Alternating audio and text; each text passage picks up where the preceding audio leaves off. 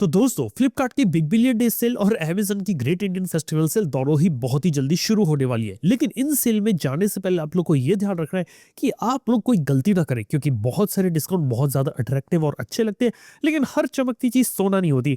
इस वजह से देखा तो कुछ खास बातों का अगर हम ध्यान रखेंगे ना, तो यहाँ पे आप अपने पैसे को बचा भी सकते हो और वैल्यू फॉर मनी चीजें भी आप ग्रैब कर सकते हैं। सबसे पहले बात करते हैं, कोई भी चीज लेते समय या रिसर्च एक बार कर लेना और देख लेना कि वाकई में आपको इसकी जरूरत है, और कहीं ऐसा नहीं हो कि डील के चक्कर में कोई चीज अच्छी लग रही थी, आपको की जरूरत नहीं है, फिर आपने ले ली और उसके बाद घर में एक कुंडे में पड़ी वो धूल खा रही है। तो इस बात का ध्यान रखना कि कई सारे लोग बिना सोचे समझे कोई ऑफर देख के तुरंत चीजें ले लेते हैं, और कंपनीज भी ऐसी है जो बहुत ज्यादा अट्रैक्टिव डील्स देती है, जिससे लोग काफी ज्यादा यहाँ पे अट्रैक्ट हो जाते हैं। इसके साथ ही बात की जाए तो किसी भी प्रोडक्ट को लेते समय उसकी एक बार प्राइस हिस्ट्री देख लेना, क्योंकि अक्सर जो कंपनीज रहती है ये एमआरपी पे डिस्काउंट देती है, और एमआरपी पे कोई भी प्रोडक्ट यहाँ पे नहीं मिलता। इवन अगर आप अमेज़न फ्लिपकार्ट पे पहले भी जाएंगे तो यहाँ पे आपको एमआरपी से कम प्राइस पे ही देखने को मिलेगी चीजें, और सेल से कुछ समय पहले प्राइसेस इंक्रीज कर दिए जाते हैं और उसके बाद एमआरपी प्राइस पर डिस्काउंट दिया जाता है, जिस वजह से आप लोगों को लगता है कि एमआरपी पे चीजें कम देखने को मिल रही है, लेकिन एक्चुअल जो डिस्काउंट होता है वो काफी ज्यादा छोटा होता है। इसके बाद बात करें तो सबसे बड़ी गलती जो यहाँ पे लोग करते हैं यार, वो एक ही वेबसाइट पे जाके वहां पे डील चेक करते हैं। देखो सिंपल सी बात है कि ऐसा नहीं होने वाला कि आपकी जो ऑफर्स होते हैं वो एक ही जगह तक लिमिटेड है। फ्लिपकार्ट पर भी, अमेज़न पर भी, इवन मैं तो बोलता हूँ ऑफलाइन में जो रिटेल स्टोर्स होते हैं वो भी काफी कॉम्पिटिटिव ऑफर्स देने लगते हैं इस टाइप पे, जो अमेज़न फ्लिपकार्ट को मैच करते। तो एक बार हर जगह चेक कर लीजिए।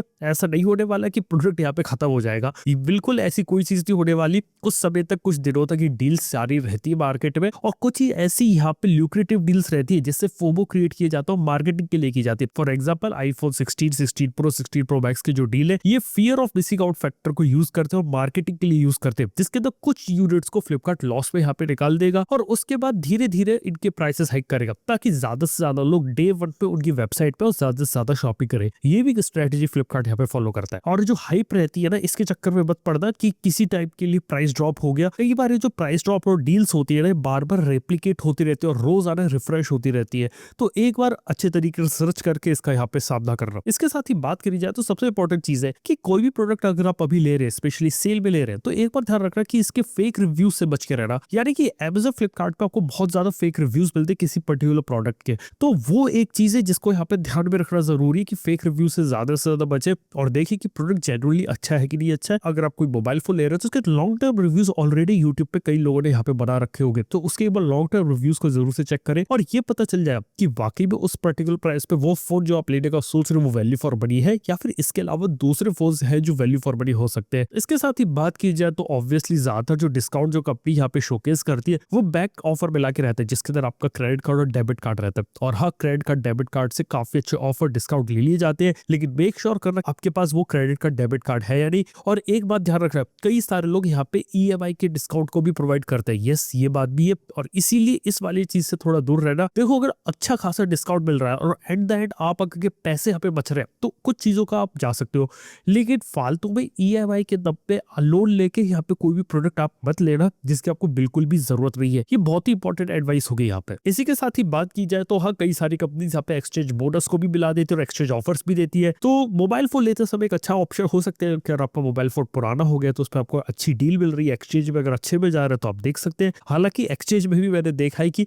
मोबाइल फोन के ऊपर अगर स्क्रैच भी होता है, कोई भी छोटी सी चीज होती है ना, तो कंपनी वाले उसे यहाँ पे तुरंत रिजेक्ट कर देते हैं, उसकी वैल्यू यहाँ पे गिरा देते हैं। तो इस बात का भी यहाँ पे ध्यान रखना जरूरी है। और इसके बाद देखा जाए तो सबसे इंपॉर्टेंट चीज जो मार्केट में देख रहा हूँ यार, बहुत सारे सेलर्स आ गए हैं जो कि अनऑफिशियल सेलर होते हैं, और वो लोग कई बार आपको प्री एक्टिवेटेड मोबाइल फोन बेचते थे, जिसका मतलब ये है कि कोई दुकान वाला है, उसके पास प्री एक्टिवेटेड फोन पड़ा है, वो आपको डिस्काउंट पे ऑनलाइन अपनी लिस्टिंग करके यहाँ पे बेच देगा फोन आपको। और जब आपको फोन आएगा तो आपको लगेगा कि ये तो ऑफिशियल मैंने खरीदा है, लेकिन जब उसकी वारंटी क्लेम करने जाएंगे तो वारंटी आपको कम मिलेगी। ऐसी बहुत सारी चीजें हुई है, और इन्हीं जो अनवेरिफाइड सेलर से बच के रहना। सिंपल सी बात है कि सेलर की रिव्यू रेटिंग को चेक करना, और इसके साथ ही कंपनी से ऑफिशियल लिस्ट भी निकाल रहे हैं कुछ सेलर्स की, जिनको आप देख सकते हैं कोई भी प्रोडक्ट लेते समय अमेज़न और फ्लिपकार्ट के ऊपर। दोनों का ध्यान रखना, क्योंकि सेलर जो रहता है वो काफी इंपॉर्टेंट रहता है। कई बार डील्स के चक्कर में जो सेलर होता है ना, वो अपने प्रोडक्ट को सस्ता कर देता है, लेकिन हो सकता है बाद में कोई गड़बड़ हो जाए तो आपको वैसा सपोर्ट वगैरह देखने को ना मिले। तो ये एक इंपॉर्टेंट चीज है जिसका ध्यान रखना जरूरी है। और इसी के साथ ही एक्सचेंज और रिटर्न पॉलिसी का बिल्कुल से ध्यान रखना है, और अपना एक बजट डिसाइड कर लेना है कि यार अगर मैं शॉपिंग करने वाला हूँ तो एक पर्टिकुलर बजट भी करूंगा। मोबाइल फोन ले रहा हूँ बजट पे लूंगा, लैपटॉप ले रहा हूँ बजट पे लूंगा, टीवी ले रहा हूँ बजट पे लूंगा। मार्केट में बहुत सारी हाइप आ रही, कई सारी कंपनीज आपको डिस्काउंट दे रही है, उसके चक्कर में यहाँ पे मत पड़ना। तो यार ये सारी चीजें हैं, और कई सारे लोगों को लगता है कि यार इस सेल में जो प्राइस है वो लोएस्ट एवर है, जबकि कुछ हद तक ये बात सच भी है। लेकिन कई बार मैंने देखा है कि कुछ समय के बाद भी ऑफर डिस्काउंट दूसरी सेल्स में कई बार रेप्लिकेट हो जाते हैं। और अभी जो फेस्टिव सीजन ये फ्लिपकार्ट की बिग बिलियन डेज और ग्रेट इंडियन फेस्टिवल सेल है, ये दिवाली तक ये वाली सेल कंटिन्यू ही रहती है और बदल बदल के नाम इनके अंदर वही ऑफर्स रेप्लिकेट हो जाता है, कई बार कार्ड ऑफर चेंज हो जाता है। तो इस चीज का भी यहाँ पे आप ध्यान रख सकते हैं। तो दोस्तों यार ये कुछ ऐसी बातें हैं जिसका यहाँ पे ध्यान रखना है। आज के समय में फ्लिपकार्ट और अमेजन के ऊपर बहुत सारे लोग शॉपिंग करेंगे, अच्छे तरीके से शॉपिंग करें और अपने पैसे को सही जगह लगाएं, सही चीज के ऊपर इन्वेस्ट करें, ये एक सजेशन रहेगा। और कोई भी फिजूल खर्ची ना करें और जहां तक हो सके अपने पैसे को बचाएं, ये एक सबसे बड़ी सलाह होगी आप लोगों के लिए। इसके बाद चलिए टेक न्यूज के ऊपर बात करते हैं कुछ और की यहाँ पर क्या क्या है। तो इस हफ्ते कंफर्म होगा कि स्नैपड्रैगन 8 एलीट का जो नेक्स्ट वर्जन होगा उसका नाम होगा 8 एलीट जेन 5। और देख के ऐसा लगता है कि नाम थोड़ा सा कंफ्यूजन है। सिंपल सी बात इधर है, स्नैपड्रैगन 8 जेन 1 आया, फिर 8 जेन 2 आया, फिर 8 जेन 3 आया, फिर 8 जेन 4 की जगह स्नैपड्रैगन 8 एलीट लिया और लग रहा था 8 एलीट का नेक्स्ट जनरेशन आएगी, लेकिन 8 एलीट जेन 5 आए। देखो क्वालकॉम ने बोला है कि यहाँ पे जो जनरेशन चल रही है उनकी फ्लैगशिप कैटेगरी है प्रोसेसर की और हर जनरेशन में वो इंप्रूव कर रहे हैं। और एलीट नाम सिर्फ इसलिए लगाया गया था क्योंकि स्नैपड्रैगन 8 एलीट पर ओरायन कोर्स को यूज किया गया था, जिसे यहाँ पे इंटरनली क्वालकॉम ने डेवलप किया था, जिस वजह से उसकी परफॉर्मेंस थोड़ी सी यहाँ पे ज्यादा देखने को मिलती थी। इस वजह से क्वालकॉम वाले यहाँ पे इसी जनरेशन को कंटिन्यू करेंगे और 8 एलीट के बाद अपने आपको लेकर आएंगे, यानी 8 एलीट जेन 5 जेन 6 अब शायद इसी नाम से देखने को मिलेगा। और इसके साथ ही बात है कि अगले हफ्ते इस प्रोडक्ट को यहाँ पे क्वालकॉम अनाउंस कर देगी और उम्मीद कर देगी अक्टूबर या नवंबर तक इसके जो मोबाइल फोन्स है वो ऑलरेडी मार्केट में आ चुके हो। ग्लोबल लेवल पर तो कुछ आ रहे हैं फोन्स, लेकिन नवंबर तक उम्मीद की जा रही है कि इंडिया के अंदर भी आपको स्नैपड्रैगन 8 एलीट जेन 5 के मोबाइल फोन्स देखने को मिले। और सिर्फ इतनी बात ही है, क्वालकॉम स्नैपड्रैगन यहाँ पर स्नैपड्रैगन एक्स एलीट की भी जो नेक्स्ट जनरेशन होगी, एक्स एलीट 2 या एक्स एलीट जनरेशन 2 जो भी रहेगा उसे भी यहाँ पे अनाउंस करेगा। तो वो भी देखने वाली बात है कि उन चिप्स के अंदर यहाँ पर क्या होता है। और इसी के साथ ही बात इधर ये कि ईएमआई से रिलेटेड 30,000 रुपए के ऊपर ईएमआई पे मेजॉरिटी फोन्स यहाँ पे बिकते हैं, यानी कि अगर 30,000 के ऊपर मोबाइल फोन्स बिक रहे हैं तो उसके अंदर मोस्ट ऑफ द चार्जेस देखिए वो ईएमआई पे होगा। और सिंपल सी बात है कि अब यहाँ पे ऐसे रूल्स यहाँ पर आ रहे हैं कि जिसके अंदर अगर आप ईएमआई कोई मिस करते हैं तो ऑटोमेटिकली आपके मोबाइल फोन को यहाँ पे लॉक किया जा सकेगा सॉफ्टवेयर के थ्रू। और ये जो कंट्रोल रहेगा ये आपके फाइनेंस पार्टनर के पास रहेगा, ताकि ज्यादा से ज्यादा रिकवरी की जा सके और कंपनी के लिए इजी हो लोन रिकवर करना। अब इसमें दो चीजें देखने वाली, पहली चीज तो ये कि यहाँ पे इंडिया में जो मैक्सिमम लोन के जो डिफॉल्ट रेट थे वो 1 लाख रुपए के नीचे आ रहे थे और इस वजह से कई सारा जो नुकसान हो रहा था जिसको रिकवर करने के लिए इस तरीके के डिसीजन लिए गए। दूसरी चीज है कि लोगों की डेटा प्राइवेसी को क्या, क्योंकि लोगों का जो डेटा रहेगा वो तो बताया गया है कि यहाँ पे लोगों का डेटा जो रहेगा मोबाइल फोन के अंदर रहेगा, कोई भी सर्वर या कहीं और जगह नहीं जाएगा, बस उसको लॉक कर दिया जाएगा।